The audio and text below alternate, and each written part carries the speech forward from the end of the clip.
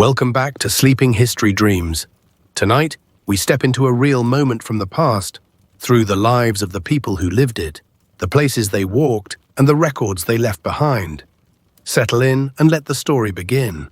The year was 1775, and the air was thick with tension in the small town of Lexington, Massachusetts.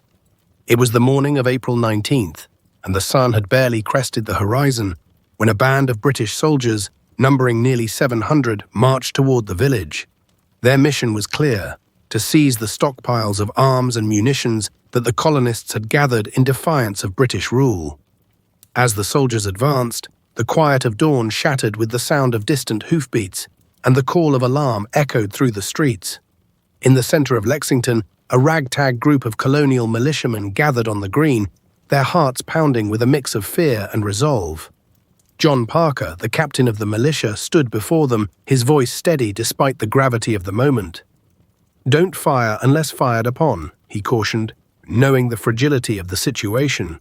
These men were farmers, tradesmen, and fathers, not soldiers, yet they felt the weight of their cause, the fight for their rights, their land, and their very lives. Suddenly, a shot rang out, piercing the morning air, a single, fateful gunfire that would ignite a revolution. The shot, later known as the shot heard round the world, came from an unknown source, but it sent shockwaves through both the British ranks and the colonial militia. In an instant, chaos erupted. The British soldiers, startled and confused, began to fire indiscriminately into the crowd of militiamen. Smoke billowed as musket balls flew through the air, and men fell, their lives extinguished in mere moments. Amidst the confusion, Samuel Adams, who had long been a voice of dissent against British tyranny, was not present on the green, but his influence loomed large. He had stirred the hearts of many to stand and fight. Back in the town, cries of anguish and fear mingled with the sounds of gunfire as the first blood of the American Revolution was shed. 8 colonists lay dead and 10 more were wounded, their sacrifice marking the day as a pivotal turning point. The British forces, having achieved their initial objective, turned to retreat, but the spirit of rebellion had taken root. As they marched back to Boston, they were met by an ever-growing throng of colonists, emboldened by the very conflict that had just erupted. But to understand how we got here, in the years leading up to the American Revolution, the American colonies existed in a landscape marked by growing tension and burgeoning discontent. The British Empire, stretched thin from its global ambitions, sought to consolidate control over its colonies through a series of taxing measures that met with increasing resistance. By the mid-1760s, the imposition of the Stamp Act of 1765 was a flashpoint. This act required colonists to purchase special stamped paper for legal documents, newspapers, and even playing cards. It was met with vehement opposition, as many colonists saw it as a direct attempt to strip away their autonomy. One of the most vocal opponents of British policy was Samuel Adams, a member of the Massachusetts Assembly.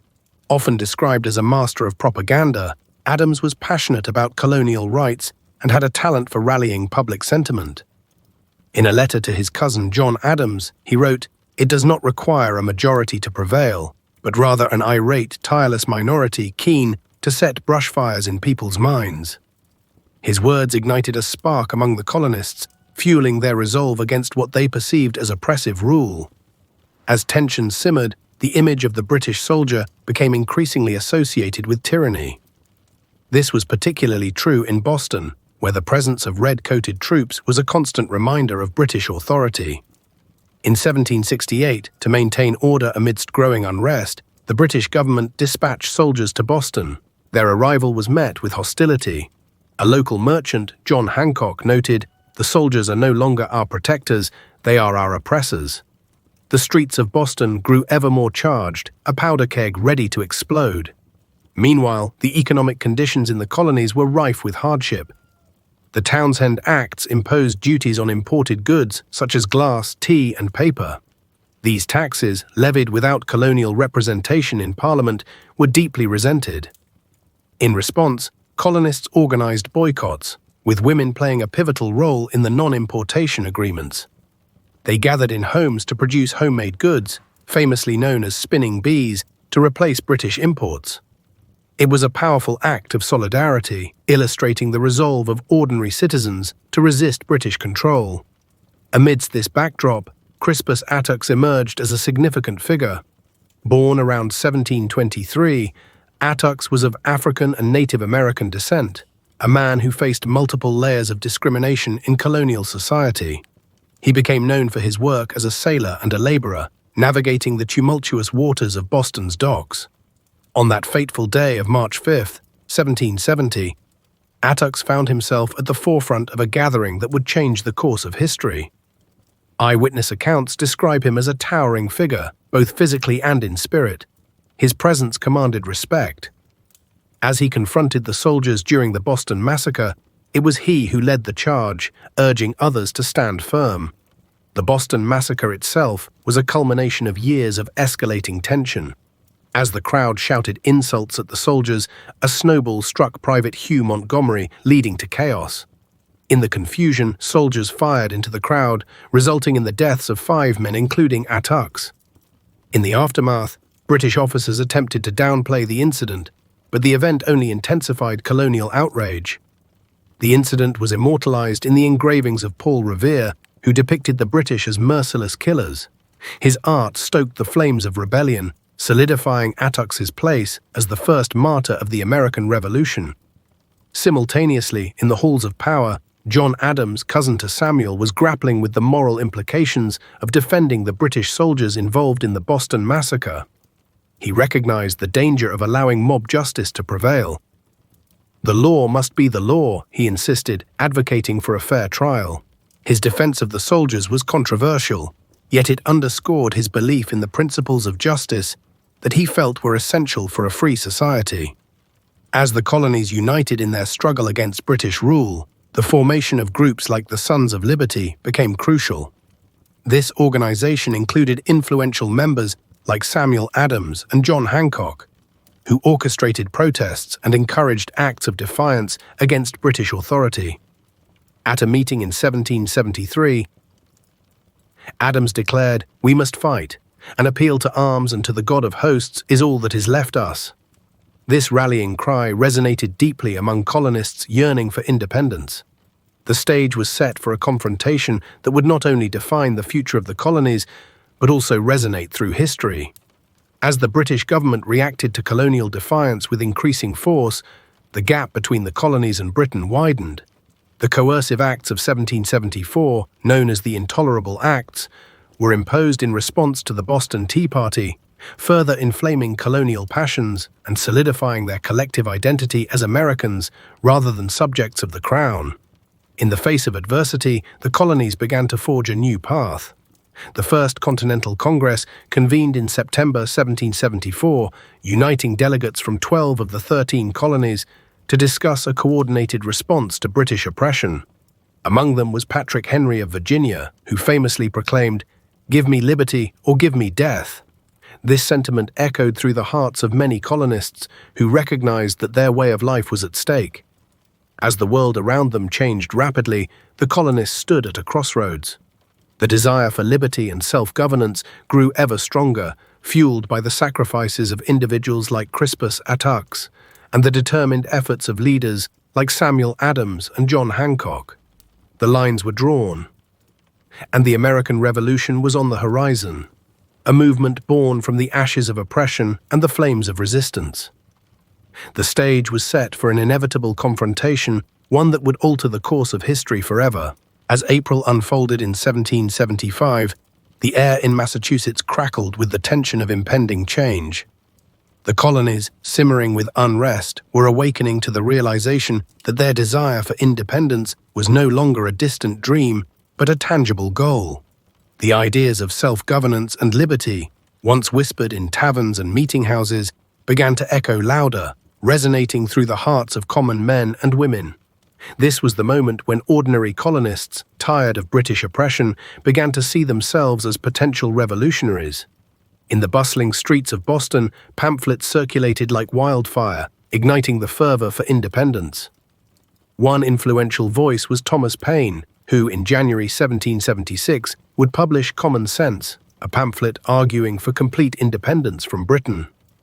But even before that, the seeds of dissent were taking root. The colonists were galvanized by events like the Boston Tea Party, where in December 1773, disguised as Mohawk Indians, they had defiantly dumped 342 chests of tea into the harbor, protesting against the Tea Act. This bold act of resistance showcased their determination to challenge British authority, and the reaction was swift and severe. The British Parliament, in response to this insurrection, passed the Coercive Acts in 1774, known in America as the Intolerable Acts. These measures aimed to punish Massachusetts and restore order, but instead they only solidified colonial unity against perceived tyranny. The First Continental Congress convened in September 1774, bringing together delegates from 12 of the 13 colonies to discuss their grievances. This assembly was a significant turning point. It marked the first time the colonies acted collectively in opposition to British rule.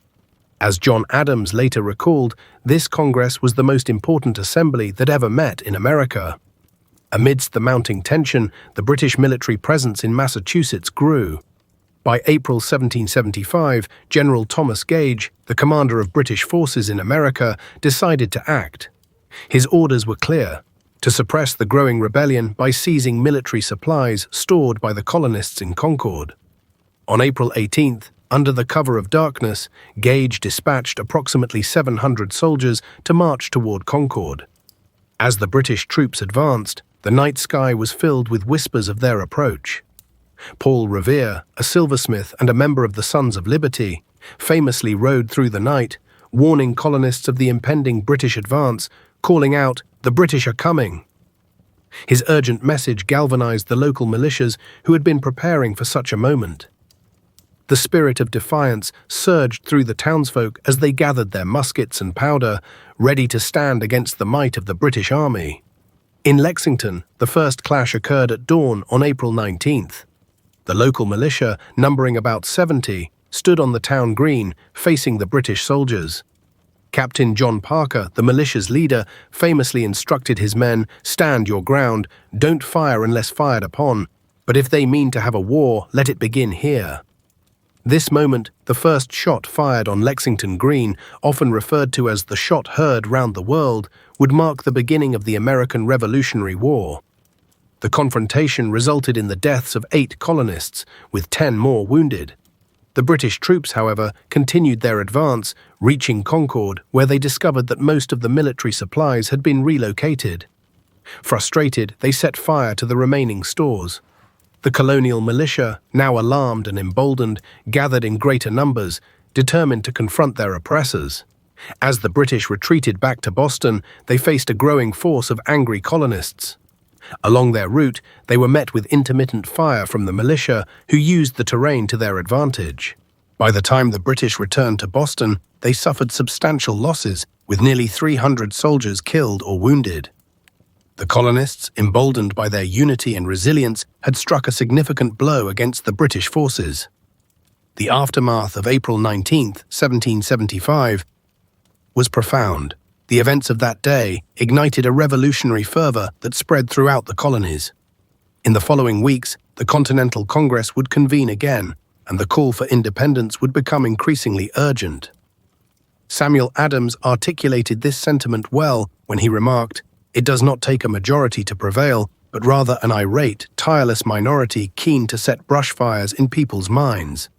As the war unfolded, leaders emerged from the shadows. George Washington, appointed as the commander-in-chief of the Continental Army in June 1775, would lead the colonies in their fight for independence. His leadership would prove pivotal as he inspired confidence and resilience in his troops, who faced overwhelming odds against the seasoned British Army. The ideological underpinnings of the revolution were also taking shape. Enlightenment thinkers like John Locke influenced the colonial mindset, emphasizing natural rights and the social contract. These ideas permeated the rhetoric of the revolution, asserting that governments derive their power from the consent of the governed. The phrase "no taxation without representation" became a rallying cry, capturing the colonists' grievances against British policies. Yet amidst the fervor, there were divisions. Loyalists, those who remained faithful to the crown, believed in the necessity of British rule. Their voices were often drowned out by the growing chorus of revolutionaries, but they too were part of the fabric of colonial society. Their loyalty would lead to conflicts within families and communities as the revolution unfolded. In the months that followed, the revolutionary tide would swell, leading to battles that would reshape the landscape of America. The colonists, united by a shared vision of freedom and self-determination, would face trials and tribulations that would test their resolve. As the sun set on the events of April 19, 1775, a new chapter in American history began to unfold. The aspirations of ordinary men and women, fueled by the dream of independence, were about to embark on a tumultuous journey. They would write their own story, one forged in the fires of conflict and the enduring hope for a better future. The morning of April 19, 1775, dawned with a chilling clarity. The air was crisp as the sun rose over Lexington, Massachusetts, where the first shots of the American Revolution would soon ring out. Tensions that had simmered for years between the colonists and British authorities were about to boil over into open conflict. The day began with the resolve of Captain John Parker, who stood in front of his company of militiamen, all of whom had felt the weight of oppression pressing down upon them. Parker, a veteran of the French and Indian War, understood the stakes. "Stand your ground," he instructed his men. "Don't fire unless fired upon." Around 5 o'clock a.m., as the light began to filter through the trees, approximately 700 British soldiers marched toward Lexington under the command of Lieutenant Colonel Francis Smith. They were on a mission to seize arms and munitions stored by the colonists in Concord. The sound of their disciplined footsteps echoed through the quiet morning, a stark contrast to the whispers of rebellion that had gripped the colonies. In the early hours, the quiet was shattered. A single shot rang out, often referred to as the shot heard round the world. It was fired by an unknown colonial militiaman. This shot marked the beginning of a conflict that would engulf the continent. The British, believing they were under attack, retaliated with a volley of musket fire. 8 colonists lay dead on the green, and another 10 were wounded. The human cost was immediate and devastating.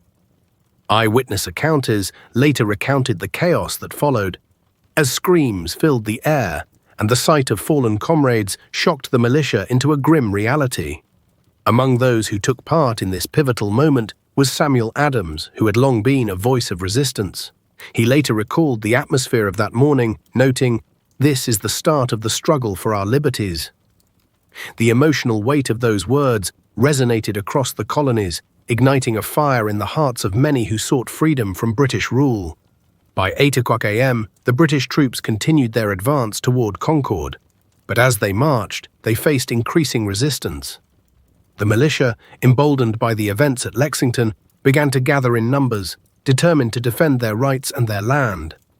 Paul Revere's midnight ride had successfully warned many of the impending British advance, and the countryside was alive with men ready to fight. As the British arrived in Concord, they found themselves met by a growing force of approximately 400 American militiamen. The confrontation escalated at the North Bridge, where the two sides exchanged gunfire. The Americans, spurred on by the desire for independence, fought fiercely. The British, who had expected a swift and easy operation, found themselves in a desperate fight for survival. The battle at Concord was swift but intense. As the British retreated back toward Boston, they encountered ambushes at every turn. Militiamen fired from behind trees, stone walls, and houses, inflicting heavy casualties. The British forces suffered 273 casualties, 73 killed and over 200 wounded. The colonists, emboldened by their triumph, had begun to see themselves as a legitimate fighting force. In the aftermath of the battle, the mood in the colonies shifted dramatically. John Adams wrote to his wife Abigail, describing the events as a day that will be remembered in history.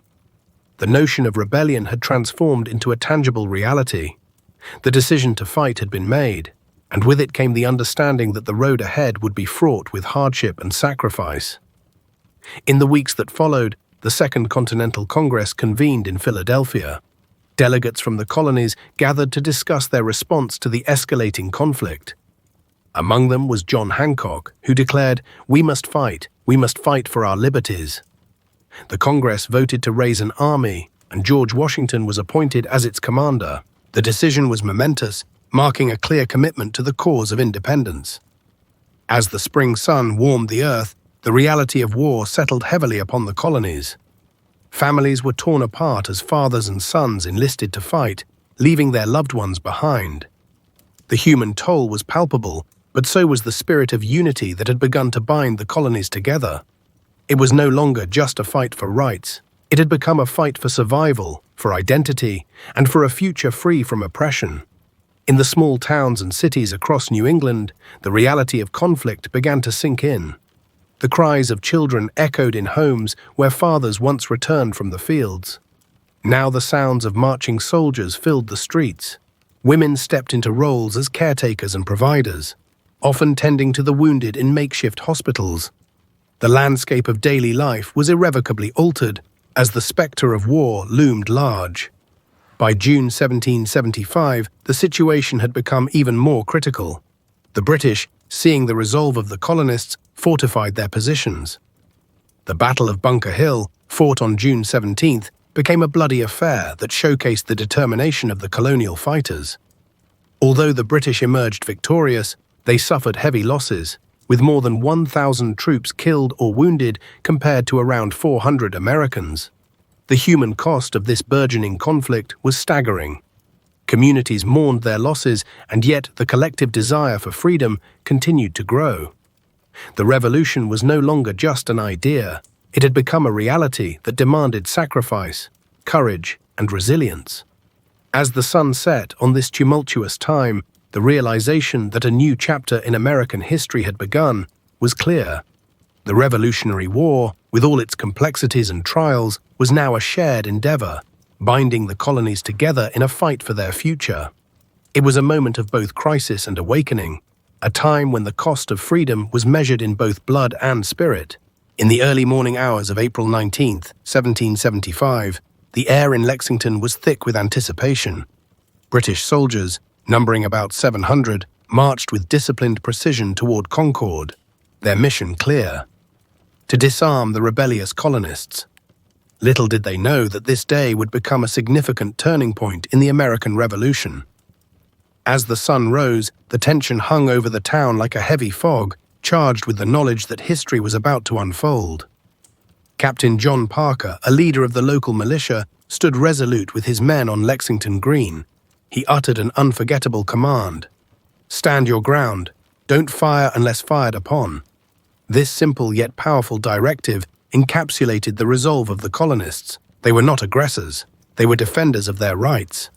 Parker himself was a veteran of previous skirmishes, having witnessed the growing unrest and the need for action. His heart raced, knowing that the fate of their cause rested heavily on this moment. As the British troops approached, the tension escalated.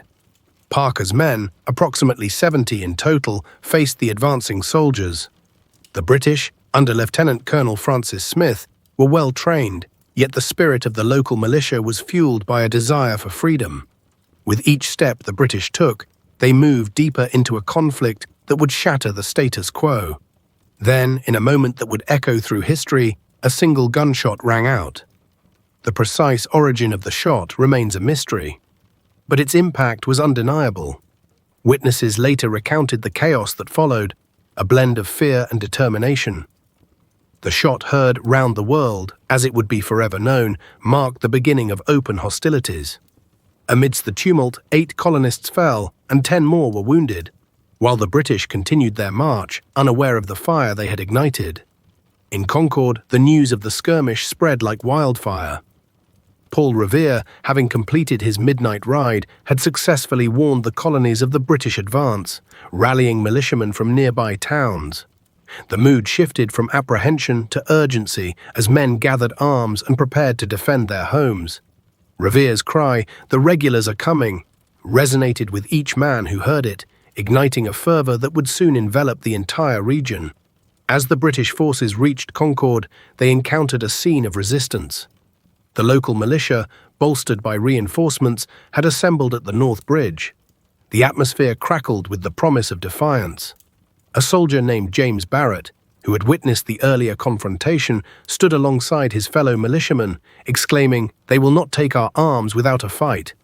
His words encapsulated the newfound unity among the colonists, a collective resolve to stand against oppression. The British troops attempted to disband the gathering, but the militiamen were determined.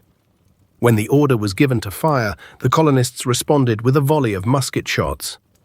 The clash resulted in the death of several British soldiers, marking a significant turning point in the conflict. The sight of British redcoats falling drew gasps from the onlookers, some of whom had come to witness what they believed would be a mere show of force. The retreating British soldiers found themselves under siege, ambushed by colonists who had rallied from surrounding towns. The return march to Boston became a harrowing ordeal as they faced fierce resistance. The local militia, numbering in the thousands, descended upon them with a newfound confidence. The colonists' resolve was palpable, their fight for independence now fueled by the bloodshed of their comrades. Among the soldiers was Lieutenant Colonel Smith, who later reported, "We were surprised by the numbers of rebels." His acknowledgement of the shifting dynamics reflected the changing tide of the conflict.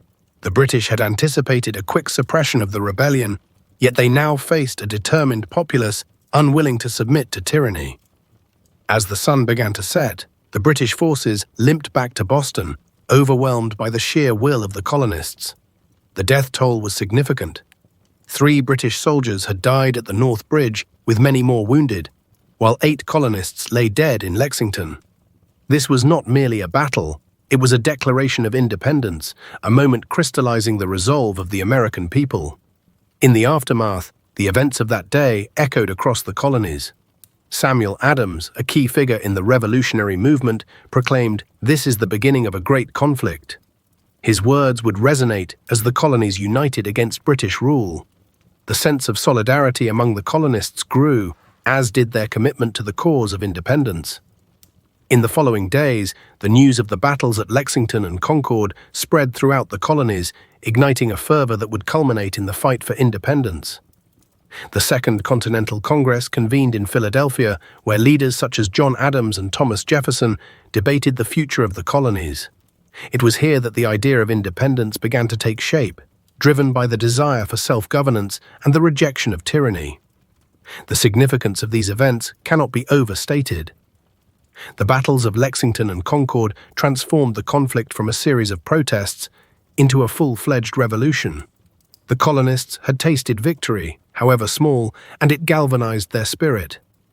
They were no longer subjects of the crown, they were revolutionaries, united by a cause that would lead to the birth of a new nation. As the dust settled, the reality of what had transpired began to sink in. The individuals who had witnessed this pivotal moment, Parker, Adams, and Revere, would continue to play vital roles in the unfolding drama of the American Revolution. Their resolve would inspire countless others to join the fight for freedom. In the years that followed, the legacy of this day would only grow stronger, with the memory of those lost etched into the hearts of a nation. The struggle for liberty had begun, forever altering the course of history. In the quiet reflection of those who lived through it, the battles of that fateful day served as a reminder that the fight for freedom often comes at a great cost. And yet, in their sacrifice, the seeds of a new nation were sown. In the wake of April 19th, 1775, the echoes of gunfire settled into a haunting silence across the fields of Lexington and Concord. The aftermath of that fateful day bore witness to a landscape irrevocably altered, both physically and emotionally. The ambivalence of joy mingled with sorrow, as the initial exhilaration of resistance collided head-on with the stark realities of loss. In Lexington, the green where the first shots rang out had transformed from a tranquil meeting place into a somber site of remembrance. 8 colonists lay dead, their lives extinguished in a struggle for freedom. Among them was John Brown, a local shoemaker who had taken his stand against the might of the British Empire. His wife, Mary, mourned not just for the loss of her husband, but for the future they had envisioned together. As she cradled their 2 children, aged 4 and 6, she whispered to them stories of their father's bravery, hoping to instill in their young hearts the values for which he had fought. The British soldiers, too, faced their own reckoning. Lieutenant Colonel Francis Smith, who had commanded the troops on that day, returned to Boston with a heavy heart, knowing that his men had inflicted great harm upon the colonists. Their retreat was fraught with fear and shame as they encountered ambushes en route, facing not just resistance but a burgeoning resolve among the colonists. Estimates suggest that nearly 70 British soldiers were injured, with many suffering from wounds that would leave lasting scars, both seen and unseen. The weeks following the confrontation saw a surge of enlistments into the militia. Men from all walks of life, inspired by the events of that day, answered the call to arms. Samuel Adams, a key figure in the revolutionary movement, rallied support in taverns and meeting halls, urging men to join the fight for their rights. "We must stand united," he declared at one gathering, "for if we do not, we shall be crushed under the weight of tyranny." His words resonated deeply, igniting a fervor that spread like wildfire through the colonies. In the midst of this upheaval, the Continental Congress convened in Philadelphia, a gathering of delegates who would shape the future of the nation. They met against a backdrop of uncertainty, aware that the events in Massachusetts were not isolated incidents, but rather the spark that could ignite a full-scale revolution. On May the 10th, 1775, amidst discussions of grievances and rights, the Congress appointed George Washington as the commander of the Continental Army, recognizing that a unified military response was essential to confront British aggression. As the days turned to weeks, the wounded returned home, their bodies bearing the marks of conflict.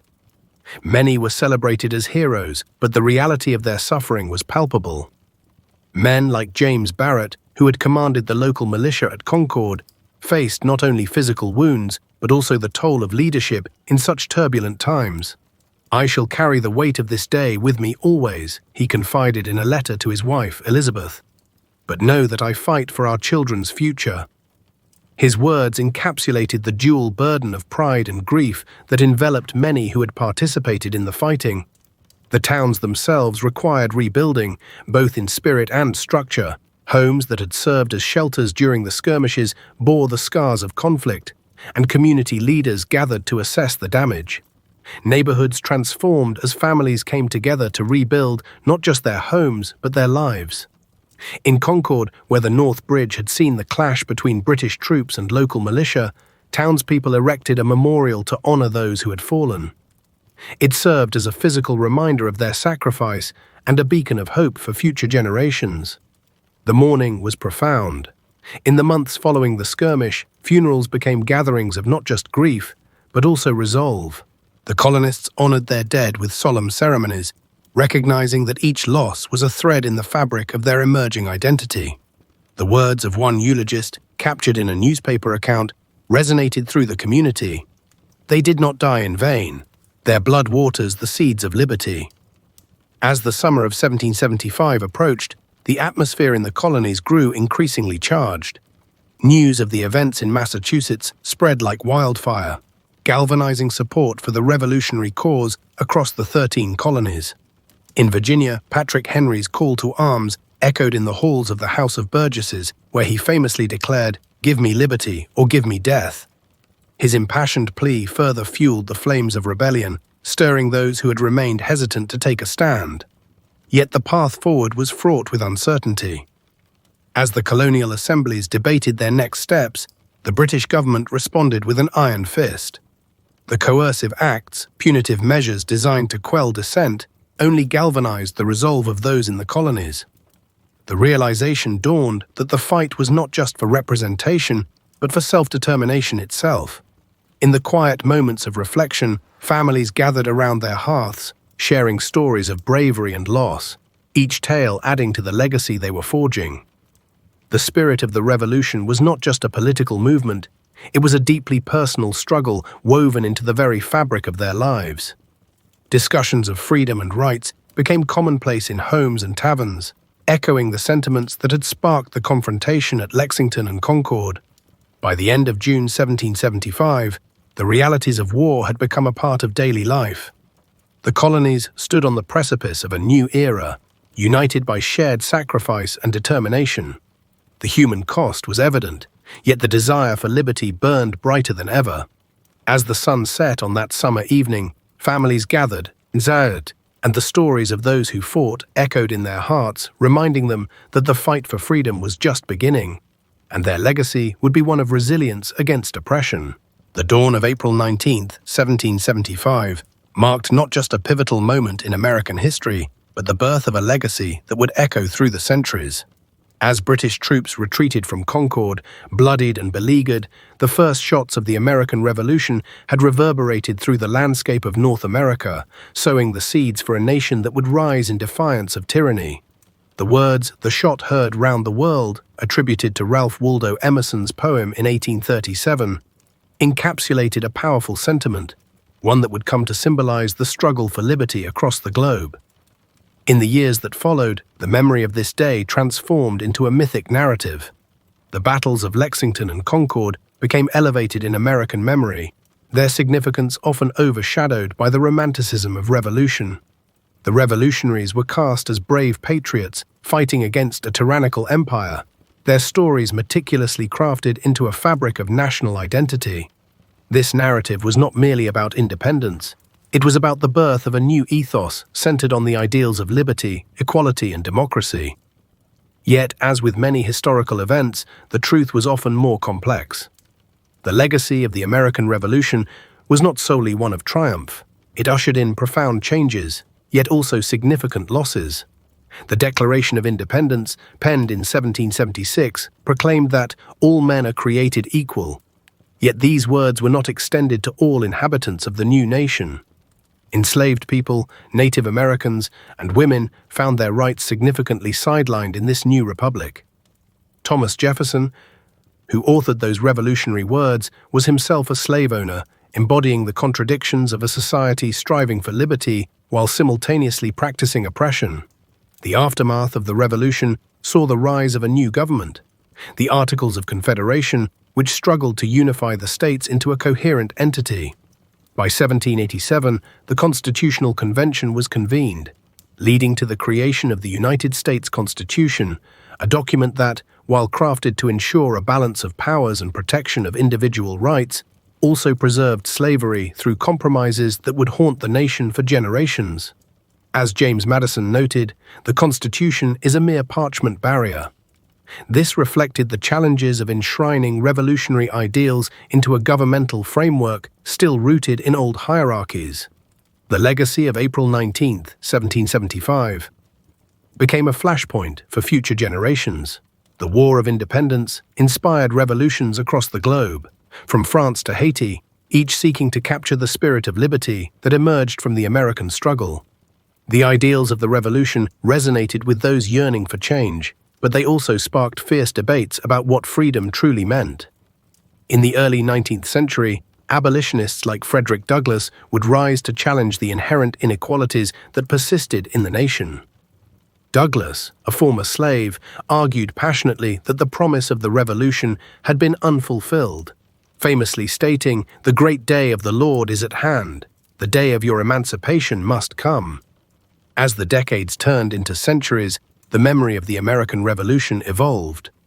The centennial celebrations in 1876, marked by the Philadelphia Exposition, sought to commemorate the spirit of the Revolution, yet they often glossed over the systemic injustices that remained. The narratives of the Founding Fathers became canonized, their actions romanticized, while the voices of those who fought against oppression within the Revolution were marginalized. The legacy of figures like Crispus Attucks, who stood at the forefront of the Boston Massacre, was often relegated to the shadows of history.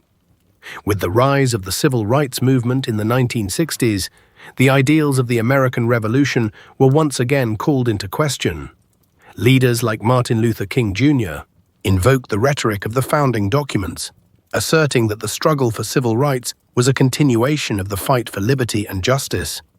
King's famous "I Have a Dream" speech echoed the revolutionary promises made over a century earlier, reminding the nation of its unfinished business.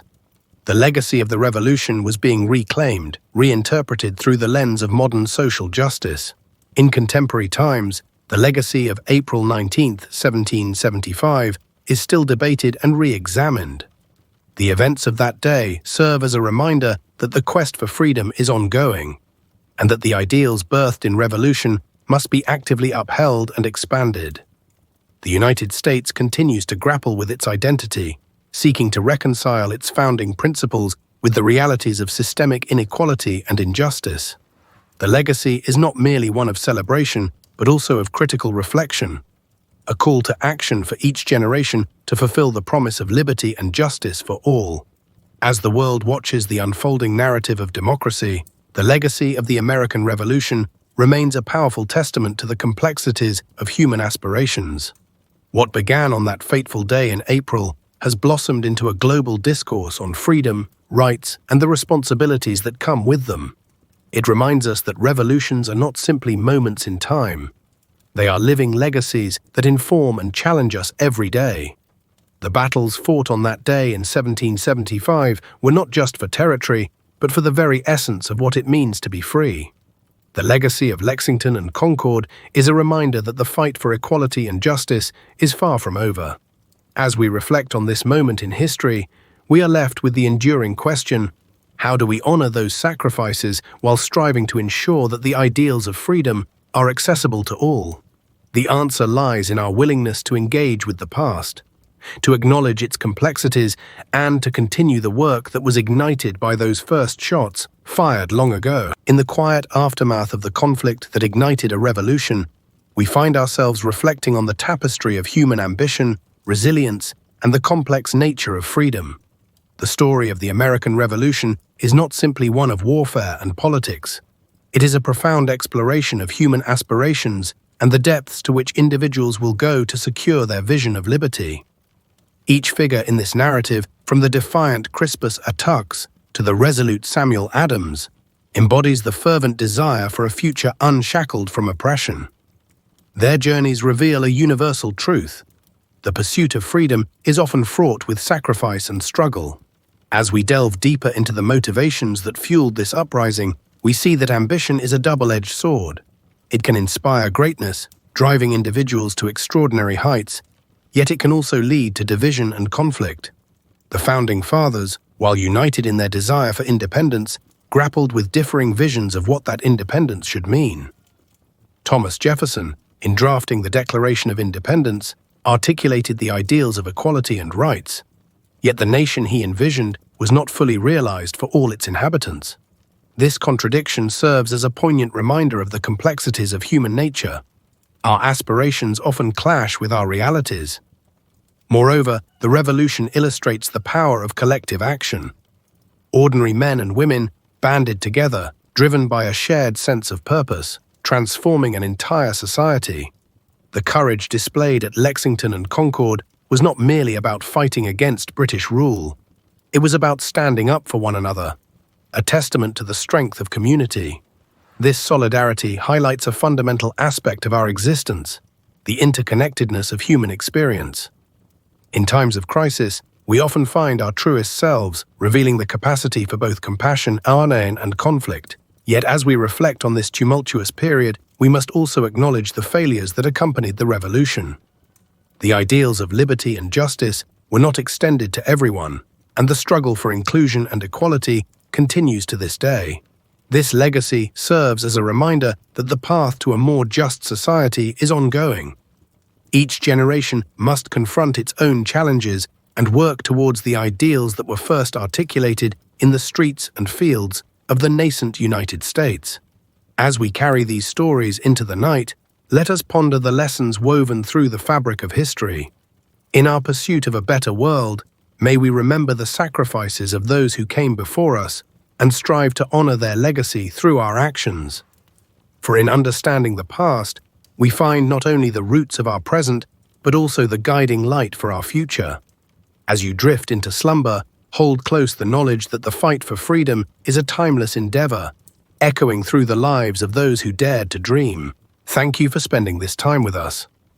If you enjoyed tonight's journey into the past, consider subscribing to Sleeping History Dreams for more long-form historical storytelling each week.